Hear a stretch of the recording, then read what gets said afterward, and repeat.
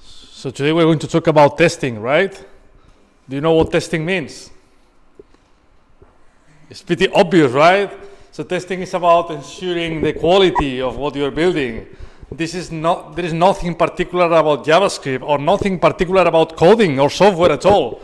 Every piece of hardware, every device, everything needs to be tested, to make sure the laptop doesn't explode, all these things. So obviously testing is a vital aspect of coding. I think we don't even have to mention that. I'm not going to explain the details about testing now. So Wendy will go through all the aspects of unit testing. Tomorrow I'll be doing a TDD workshop where we'll go deeper about how to test in a professional environment. But for now, the only thing I wanted to say is, yes, testing is vital. Every software developer needs to know how to do proper testing. To me, testing makes the difference between an average developer and a great developer. There are many different ways of testing. There are many different frameworks and approaches to testing. So we'll see all these things. But for now, please bear in mind that every piece of software needs to be tested. By testing your software, you achieve some important goals. First of all, obviously, you reduce the impact or the chances to break your code. If today you create a function to validate an email address, if you test it, the chances to get a surprise in the future will be lower, right? It's also a way to protect your code against regression issues. You know what a regression issue is? So you do a piece of code, it works perfectly, no problem at all, but 6 months later, someone by accident, or maybe not even by accident, someone is doing some refactoring and then breaks the code that you wrote 6 months ago. With testing, it's much easier to spot the problem. You can quickly detect the problem because one of your 3,000 tests will fail. So it helps to prevent regression issues. Last but not least, something that people tend to underestimate is that testing serves as source of documentation of your code. I'm not a big fan of comments in the code. I tend to reject pull requests with comments. Why? Because to me, if I'm looking at a script called email.js and I want to understand what email.js is doing, the most professional way to evaluate it is going to the tests associated to that file and then reading what the developer was testing in regards to that piece of code. So again, testing very important. Luckily, as Wendy will explain in 40 seconds, today with Create React app is much easier to do testing. You don't have to spend 1 day setting up all the dependencies, npm install. No, everything is sorted for you, right? So there are no excuses. Yes. Also bear in mind that quite a lot of people tend to talk a lot about testing, but they don't do testing. And that's scary.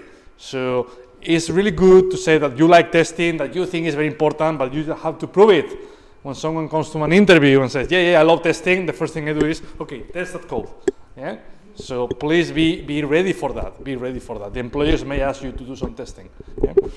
So that was it, Wendy, all yours. Thank you, Ricardo, for introducing my topic. With the timer, or you have, it's okay? Hi guys, I'm going to talk about Yes today. As Ricardo mentioned before, testing is a very important part of our career. I know that you have been testing manually or automatically your code. And do you know why do you need to test our code? Two things. I need to catch your bugs, like it does, like education, to see if what I expect I'm going to get. If it's the quality of it. Like UI testing, it tests like let's say components are still in the same places, or we are like And for TDD, so if you write tests beforehand, so you think about your code very well. Before I start. So by the time you finish the test, you might think in a better way of achieving things. Thank you, Bilio. Anyone else? You know why we need to test? Ricardo mentioned some reasons. You didn't pay attention to Ricardo. He told everything about it. Why we need to... Yeah, this is... And he mentioned something about it's easy to find a problem. You know, it's quickly to spot problems if you testing. Anything else? Vivian? No, I think that's to make it bulletproof. So as Ricardo said, if something is something to that code base in the future, it doesn't have to be break the code down. Thank you, Vivian. Other reason is speed up the development, because it's easy for us to speed the development. We don't need to check manually everything that we change it. And other thing is the testing force us to create good code, because you need to test unit by unit. And if you have the code like piece of spaghetti like this, it's difficult, it's hard to test this kind of software. It makes sense? Yeah. Now I am going to speak about the Jest. Jest is a JavaScript testing framework. Is very common now for it's simpler to use, easy, and a lot of people is using in the last 30 days. 8.5 million download Jest, and 500,000 public repos in GitHub are using Jest. This is what I read in the website. I know there are other tools for testing JavaScript like Mocha, and today we are going to talk about Jest. If you are the React app here, you can see in our package.json that here we have tests included. You don't need to install tests, because here React does use this as a test runner, and you have here the tests. If you run here npm start, npm test, they are going to run all the tests we have here, all the files that we have here with the test. This is easy because it's compatible with React app. Now we don't need to install it. In case you are not using React, we can install it with npm install Jest. This is easy as well. Now, how can I write a test? If I want to write a test, I need to go and create one function.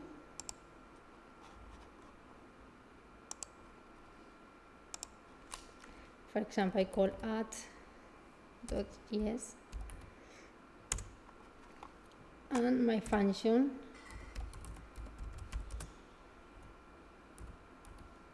have two arguments, a and b,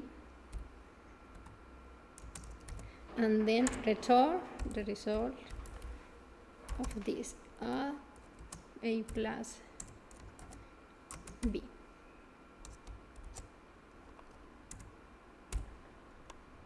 And then I'm go and export.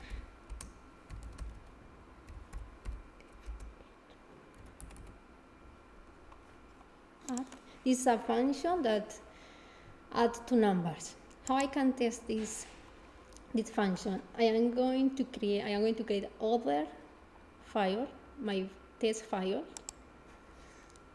When you are going to create the file, you need to keep in mind two things. The first thing, you need to include .test.js as a suffix of this file, and they recommend to put the file next to the text that we are going to test. It makes sense? And I add .test.js. This is the name of the file. And then here I am going to create my test function. The first thing is import my add function from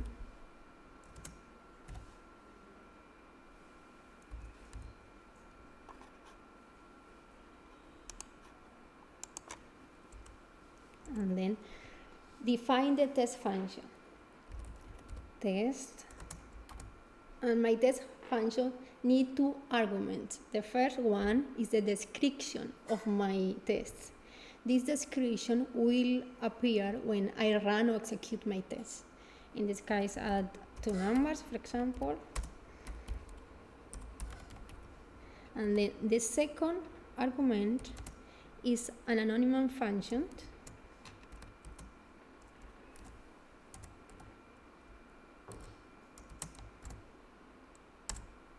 Here is the logic. You can contain the logic of my test. Is expect is a function from jest. Sorry. And what I am going to expect here is I am going to compare the values they are testing with the value that they are expecting. In this, my function called add. One moment. Yeah, this is easy.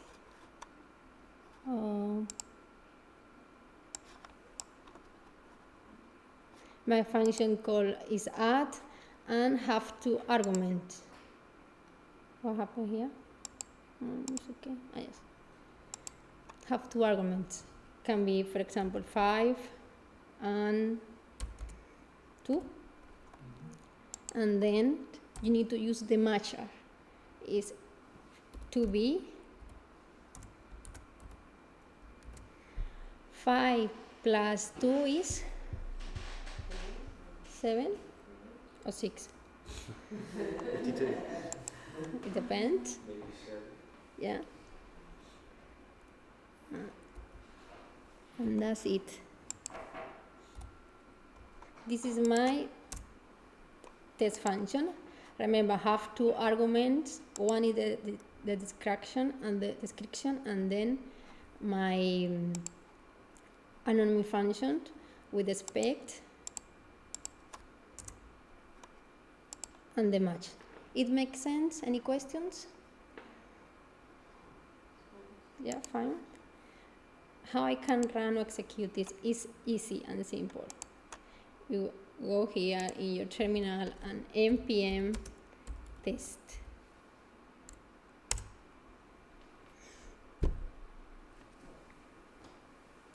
And they show that I passed the test, everything is perfect. No problems at all.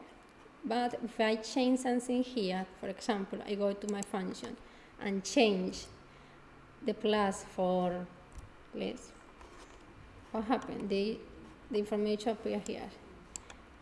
Is failed. They are expecting 7 and he received 7, I did receive 3. You know, they show us a report showing that there is something is going bad. You know?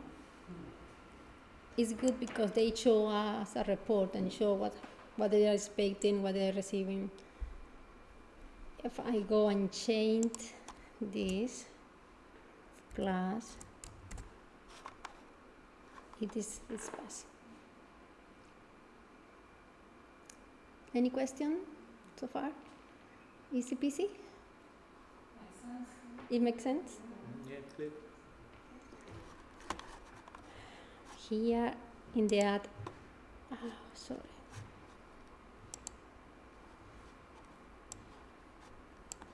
I don't want this here. I can close this. Just close each file. So X Sorry. and X and that again. Other example is I can create other function, multiply, for example, with 3 arguments, and B and C.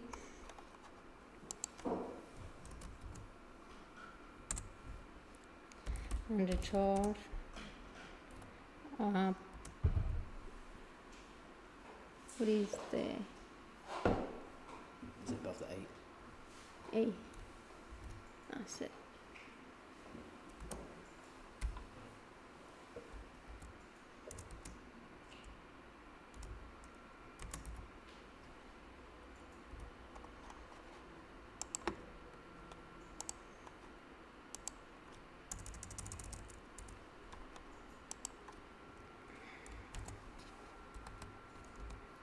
I need to export both of them.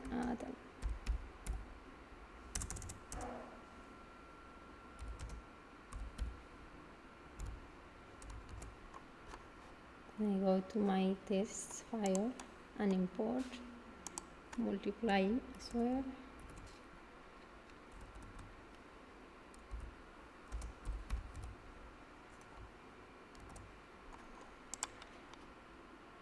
What is wrong?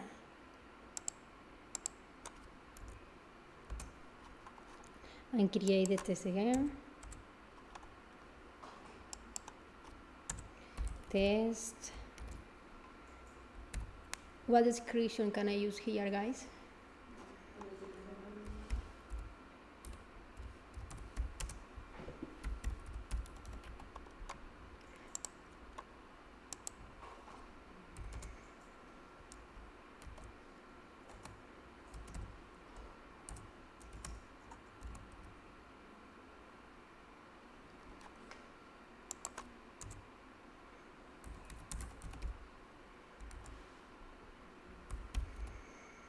Here I have 3 arguments, 2, for example, 1 and 0. No 1. I don't want surprise here. And here I can use 2 equal as well, other matcher.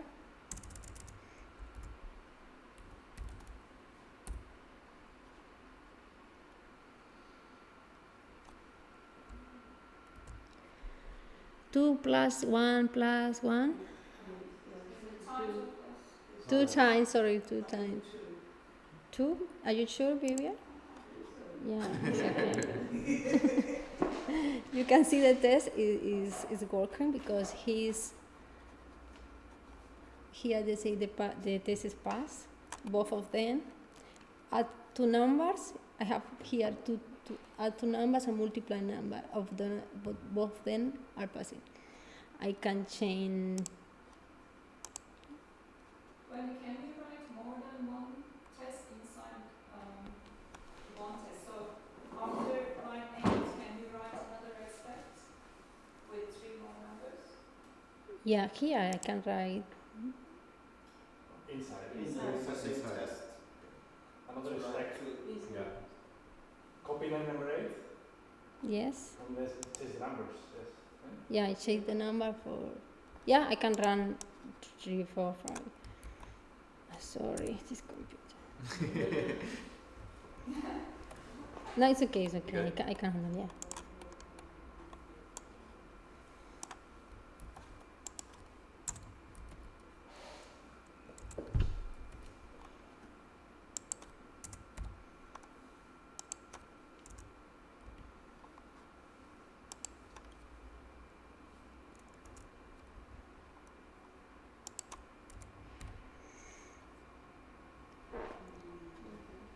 And I can use, for example, 2 equal or 2b.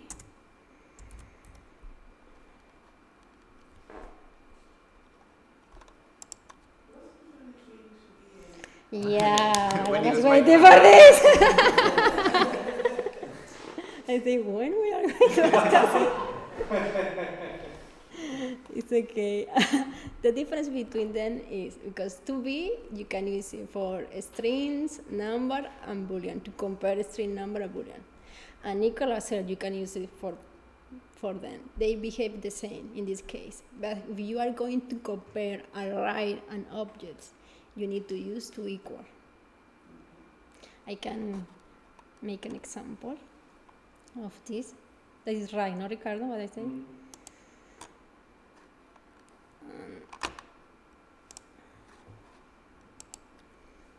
No, objects. Yes. Here. I can do the same one.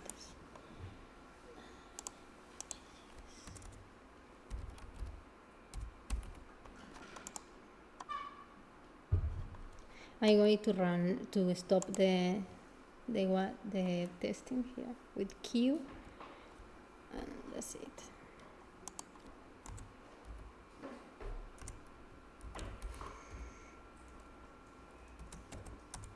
I am created to all right.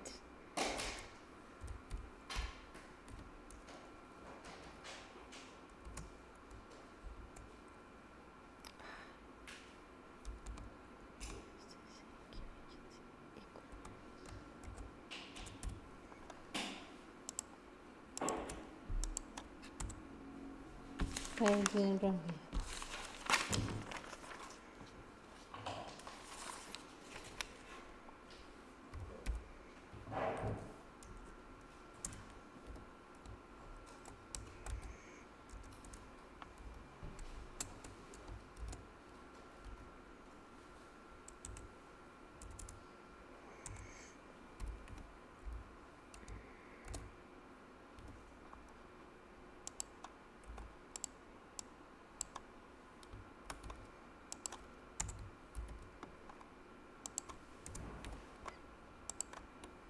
I have two right here. I am going to compare if they are equal or not. I am going to create the test.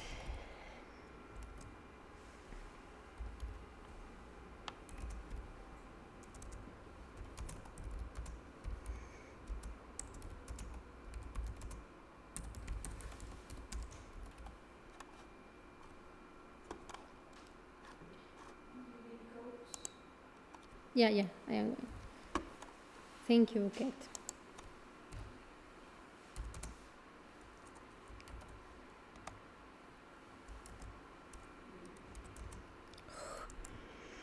Where is this? Where is it? Oh, It's lovely. Everyone's going to want the morning slots after. Expect.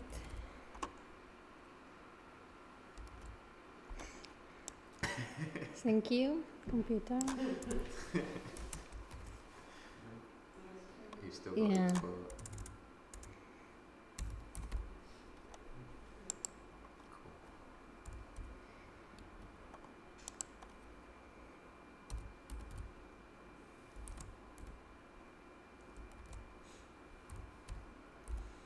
And comparing here if object 1, yeah, I'm missing the G. It's the same to that object 2 with 2B. And I can do the same with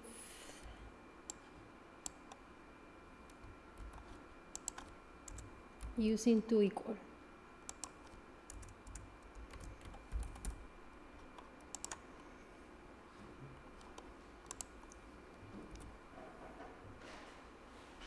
What is this?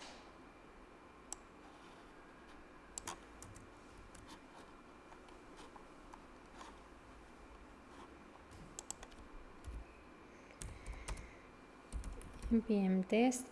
I only want to execute this test. I need to write the name of the test here. Is dash dash, and then the name of the test is object dot test dot js.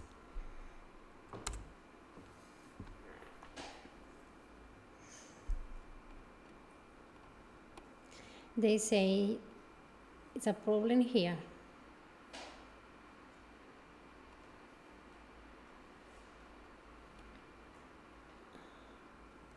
To be, if you should pass with the deep equality, replace to be with to strictly equal or equal. You can see here what they say. Yeah, because equal,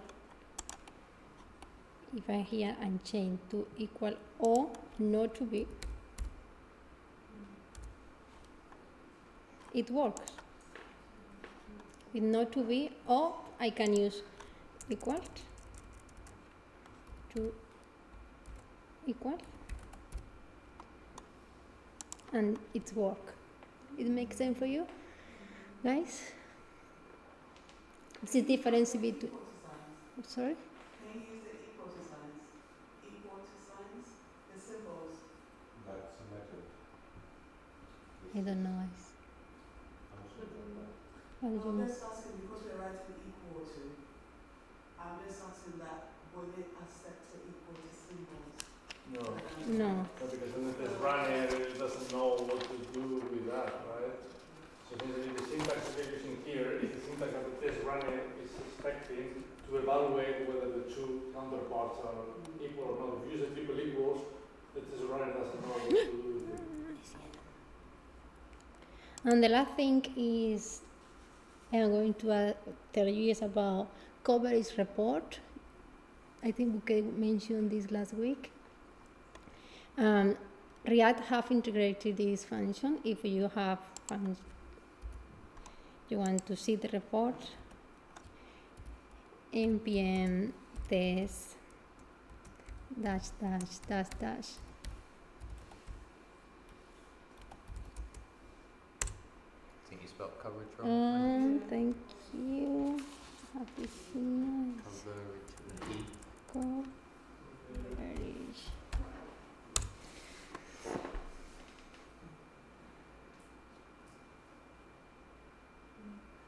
Did you see the report that was 100% my code was tested?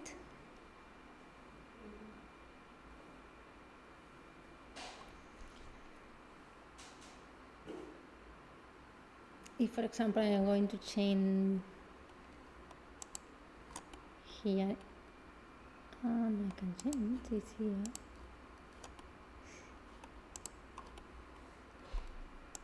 I don't know if I can do this like that. We'll try it.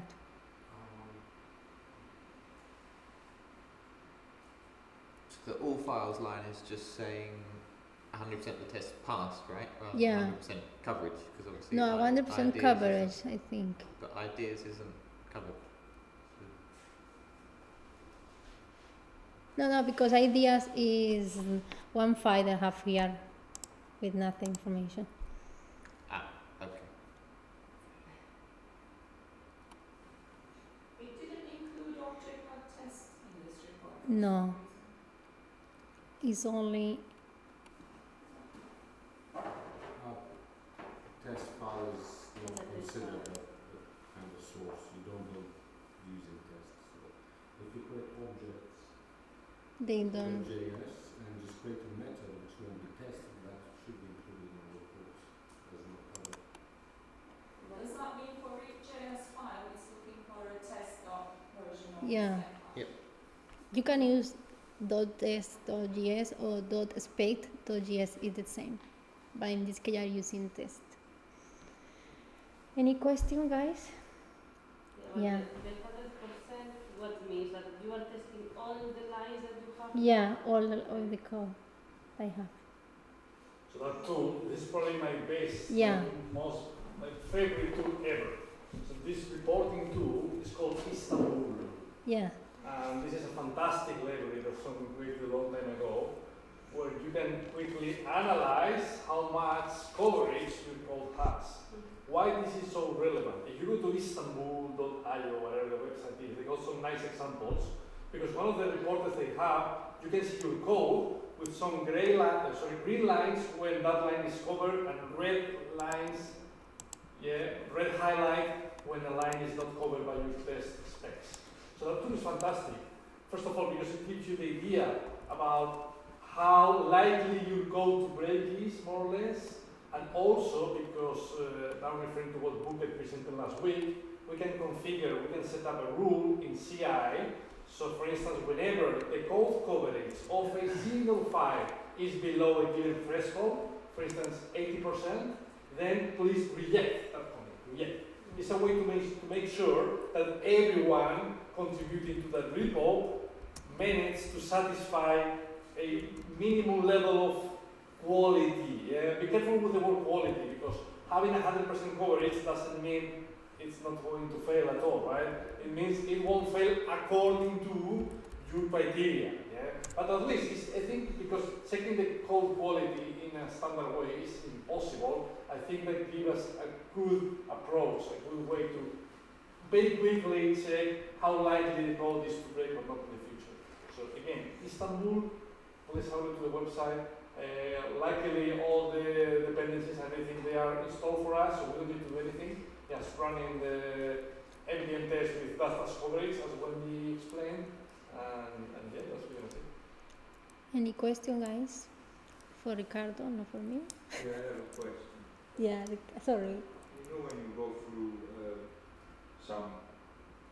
you want to test maybe a bit deeper certain functions, you give more than one test. For example, what if you pass your add function to strings?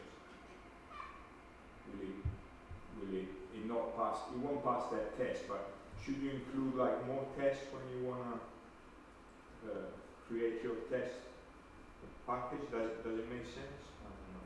Maybe I'm not very clear. You talking about using higher order functions? Or? No, You can, sorry, Nico, there are I forgot about these 3 kind of tests. One is unit test. You test only a function. Only a function. And then is integration test. You test different features, for example, function calling another function. But in this case, I am talking only about unit test. And the last one is end-to-end, and it tests like one part of my app. For example, the sign up process of my app, they test all of this. But the more common is unit test, because we need to divide our app or our application in small pieces and test each one.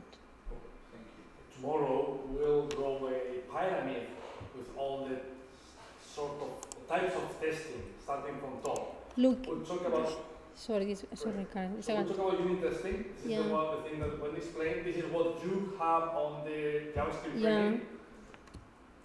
In between of these two, before integration, there are other boxes, right? That this diagram is ignoring. Well, things like component testing. This is React training. Component testing means we've got the component in React, so let's do basic interaction, click, change, but everything simulated. You're having a real browser, right? Then we've got functional end-to-end testing. We've got integration testing, and then there is a very sexy one, which is visual regression testing or CSS testing, which is what we are introducing as part of the UI training next month. So we'll talk about this next month. Any question? One last question. Should you try to, for best practices, cover almost every case that you can think of? For example, when we did the multiplication, we want to check that the multiplication 0 is going to be 0. So should you think about like edge cases as well and include as many as possible? I think that, my opinion, we need to do that because we need to be sure that our code is working properly to any scenario. Pass in some strings. Like Ricardo does in Kotlin. In the training platform, you be sure of everything. The idea is to test the boundaries, right? Because if you're checking an email address, for instance, it's very easy to check that a@b.com will work. But what happens if I forget the .com? What happens if I start with a number? You see, we need to test the edge cases. Do you know the joke about the tester that goes to a bar? You know the joke? You're just making this up, right? So on that topic, I think it's a very good joke. The tester breaks into a bar, something like that, I remember. Bar and orders. Yeah. I hope I can get a picture.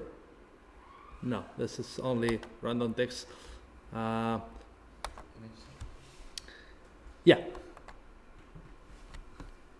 You cannot see anything, right? Off. So Q engineer off. I'm ruining it, guys. Sorry. So off. Why so many pop-ups and right? Let me try again. Here you go.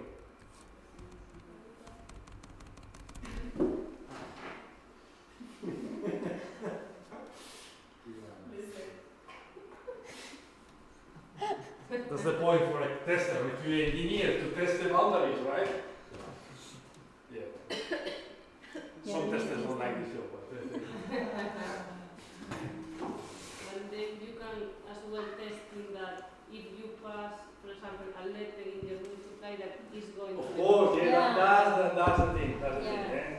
To stress your application, to see how strong it is against unexpected behaviors. Yeah. Right. On that note, we'll stop. Yeah.